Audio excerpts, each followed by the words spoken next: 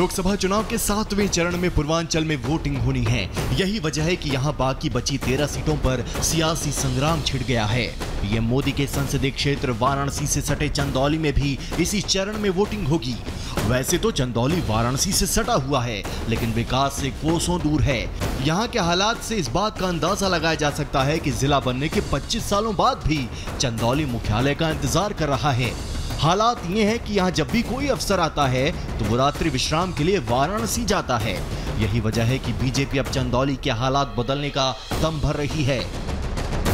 आज चंदौली में मार्कंडेय मंदिर का जीर्णोद्धार हो रहा है। गोमती और गंगा के संगम पर पर्यटन केंद्र बन रहा है और मछली पालन का भी बहुत बड़ा काम पांडे जी कर रहे हैं। चंदौली वो लोकसभा सीट है जहां से प्रख्यात समाजवादी राम मनोहर लोहिया को 2 बार हार का मुंह देखना पड़ा। यहां कांग्रेस, बीजेपी, एसपी और बीएसपी हर दल के सांसद रहे हैं, लेकिन किसी ने भी यहां के विकास और शहर के इंफ्रास्ट्रक्चर पर ध्यान नहीं दिया। असल में यहाँ वोट विकास के मुद्दे पर पड़ते भी नहीं हैं। यहाँ की जनता जातिवाद के मुद्दे पर ही वोट डालती है। जो भी नेता यहाँ का जाति समीकरण साध लेता है उसकी जीत पक्की मानी जाती है। आज समाजवादी पार्टी हो या कांग्रेस, ये अपने आप में एक समस्या है। समस्या कांग्रेस और समाजवादी पार्टी के गठबंधन को आने का मतलब क्या है?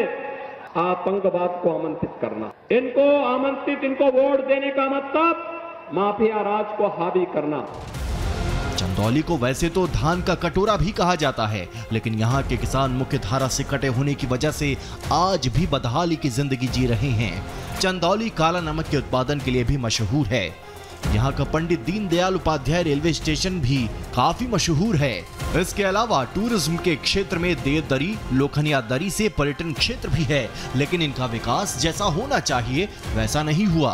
अब बीजेपी के प्रत्याशी महेंद्र नाथ पांडे भी चंदौली की दशा व दिशा बदलने की हुंकार भर रहे हैं।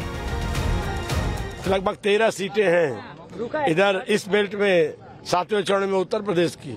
ये 13 की 13 सीटें भाजपा जीतने जा रही है। 2024 के फाइनल में चंदौली लोकसभा सीट पर त्रिकोणीय मुकाबला दिख रहा है। यहाँ बीजेपी की तरफ से महेंद्र नाथ पांडे तीसरी बार मैदान में हैं। देखा जाए तो ये 2019 में ही मात्र 14,000 वोटों से जीते थे, लेकिन इस बार समीकरण थोड़ा बदल गया है। पिछली बार एसपी और बीएसपी एक साथ थी, लेकिन इस बार एसपी और बीएसपी अलग अलग लड़ रहे हैं, जिससे समर्थन महेंद्र नाथ पांडे के पक्ष में ही नजर आ रहा है। बहरहाल अब देखने वाली बात यह है कि महेंद्र नाथ पांडे चंदौली सीट से जीत की हैट्रिक लगा पाते हैं या नहीं। Bureau report, Republic Bharat.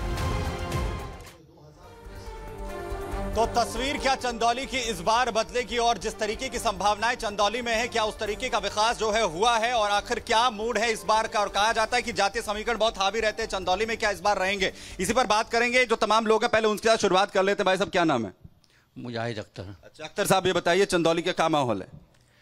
Chandauli में इस बार गठबंधन, इंडिया गठबंधन जो है भारी मतों से जीतने की ओर अग्रसर है। ऐसा ही लगता है। निहाल अख्तर बाबू, पूर्व सभासद साकुटी। इंडिया गठबंधन भारी बहुमत से जीत रहा है। 10 साल के कार्यकाल में महेंद्र नाथ पांडे खाली एसी गाड़ी से आए और चंदौली से बनारस कभी जनता यहाँ की देखी नहीं है। इंडिया गठबंधन के प्रत्याशी वीरेंद्र सिंह कम से कम 1 लाख वोटों से ये तस्वीर होगी क्या इस बार? बोलिए। जी नहीं, तस्वीर बदलने जा रही है इस बार, और इस बार बीजेपी भारी बहुमत से आ रही है। इससे पहले यहाँ की जो स्थिति थी वो ऐसी थी कि ये जो जिस विकास का दम्भ भरते हैं वो ऐसा था कि किसी का इतना शोषण कर दो कि सर उठाने कोई विकास समझे, तो इसे के लोग विकास समझते थे। लेकिन पहली बार जब भारतीय जनता पार्टी आई है और चंदौली में जो विकास की धारा बही है उससे हम यह देख सकते हैं और जनता का रुख बता रहा है कि इस बार बीजेपी आ रही है और भारी बहुमत से आ रही है। भारी बहुमत से आ रही है। कुछ इधर भी देख लेते हैं, जरा बताइए क्या माहौल होगा इस बार? माहौल बहुत अच्छा है बीजेपी का, और यहाँ की चंदौली की जनता पहले एक चीज से ग्रसित थी। यहाँ का जो सपा सरकार में लोग कहते थे जो जमीन खाली है वो हमारी है, उससे मुक्ति मिली है। अब हमारी भाजपा सरकार के नेता, भाजपा सरकार कहती कि जो जमीन जिसकी है वो उसी की रहेगी, कोई भूमाफिया का इस पर कोई कानून नहीं चलेगा। माफियाओं की सफाई हुई है, ये बड़ा मसला है इस बार। क्या मसला है चंदौली का इस बार? फिर से महेंद्र नाथ पांडे जी चुनाव जीत रहे हैं। अब की बार 400 पार, धारा 370 हटा राम मंदिर बना। जो कभी राम मंदिर पे हमारे गोली चलाया गया था, ये सारे मामले खत्म हो गए। आज के देश में विकास हो रहा है। यूपी में माफिया राज खत्म हो गया। यानी जो केंद्र के मसले हैं उस पर भी यहाँ की जनता जो है वो बात कर रही है। और मैं शुरुआत यहीं पर बीजेपी के साथ करूंगा। जैनेंद्र दुबे साहब, मिली जुली प्रतिक्रिया है, कुछ कह रहे हैं कि बीजेपी वापसी कर रही है और कुछ लोग कह रहे हैं कि नहीं, जो विकास होना चाहिए था, जो संभावनाएं थी चंदौली के अंदर, वो नहीं हुई है। बोलिए। आपको, रिपब्लिक भारत को और आपके दर्शकों को सबसे पहले मेरा सादर प्रणाम, नमस्कार। यह भारत के विकास की बात है, ये अपनी विकास की बात करते हैं, हम चंदौली के विकास की बात करते हैं जी। ये अपने परिवार के विकास की बात करते हैं, मैं सोनभद्र के विकास की बात करता हूं। तो अगर मैं जिलेवार चलता हूं, लेकर के क्षेत्रवार लेकर के चलता हूं, प्रदेश को लेकर के चलता हूं और देश को लेकर चलता हूं, तो इस भारत के गौरव को बढ़ाने का और 2047 तक विकसित भारत का लक्ष्य लेकर के चलने का एक भारतीय जनता पार्टी का कार्यकर्ता काम करता है, किसी परिवार के लिए नहीं काम करता है। मैं आपके चैनल के माध्यम से कहना चाहता हूं, ये लोग चाहे जितना दम भर लें जी, जनता देख रही है। आप जिस सड़क से आए हैं, 400 करोड़ की 6 लेन की सड़कें बन रही हैं, over bridge, underpass, medical college, मत्स्य पालन और हॉर्टिकल्चर के जो किसानों के लिए, उनके लिए हम कितना गिनाएं, थक जाएंगे सुनते सुनते, गिनते थक जाएंगे। वो कह रहे हैं संतोष यादव साहब, और सवाल यहां से भी आया कि जिसकी जमीन खाली वो सारी जो है इंडिया वालों की हो गई, ये स्थितियां थी, माफिया राज खत्म हो गया।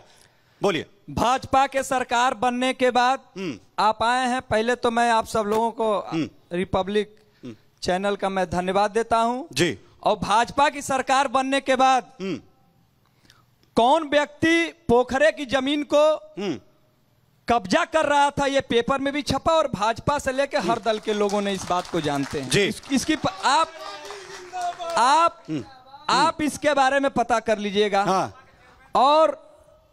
और एक साथी ने कहा परिवारवाद, हमने कहा जिसके पास परिवार रहेगा वही तो परिवारवाद की बात करेगा। जिसके पास मेरा परिवार 1,40 करोड़ का है, मैं अपने परिवार 1,40 करोड़ का है, मेरा परिवार 1,40 करोड़ का है और आप सब मेरे परिवार के भाई बहन हैं, आप सब मेरी परिवार की माताएं हैं। मैं जब बोल रहा हूँ वो जब बोले तो हमने नहीं बोला, मेरे भाई हैं। तो मैंने जब मैं वो बोले तो मैंने नहीं बोला। परिवारवाद पर बोले ये भाजपा के लोग इतनी संभावनाएं रहनी चाहिए। मैं सवाल करूं, आप उसका जवाब दीजिए। हाँ, बिल्कुल बिल्कुल बोलिए। आप हम कुछ बोल दें तो आप कहें कि ये समाजवादी लोग गुंडे हैं। और कौन गुंडाई कर रहा है इसको आप देख लीजिए, देखने को मिल गया आपकी जनसभा में। सुन लीजिए, ये कौन लोग गुंडाई कर रहे हैं आपके चैनल पे, ये देख लीजिए आप।